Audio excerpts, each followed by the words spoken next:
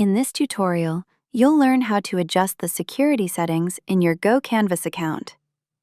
To get there, in the left navigation bar, expand Account. Select Account Settings. Then scroll down to the Security Settings section. If your account has Departments enabled, in the top left corner, open the Department dropdown and select All. Next, expand Account. Then select Account Settings. Finally, scroll to Security Settings. There are 3 settings we'll walk through today. The first is HIPAA Compliance.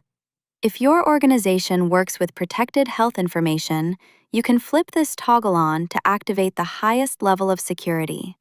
Enabling it enforces auto log-off, disables auto email features to prevent accidental data disclosure, adds extra logging and data validation, and restricts unsecured access to photo and video fields.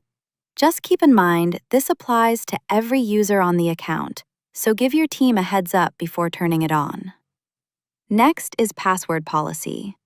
Click the Settings button to configure your requirements. You can set a minimum password length of either 8 or 16 characters, and add complexity rules requiring a mix of upper and lowercase letters, at least 1 number, or at least 1 special character. Under the additional options, you can require a password change every 90 days, which also prevents reuse of the last 5 passwords, and lock accounts after 5 failed login attempts in an hour. If you want your new policy to take effect immediately, check the box to force all users to reset their password on next login. Then click Save. Finally, the Client Timeout window. Click Settings to control how long a field user can stay logged in and work offline before they need to re-authenticate with GoCanvas. The default is 1 day. A shorter window is better for high-security environments, while a longer one gives field teams more flexibility in low connectivity areas.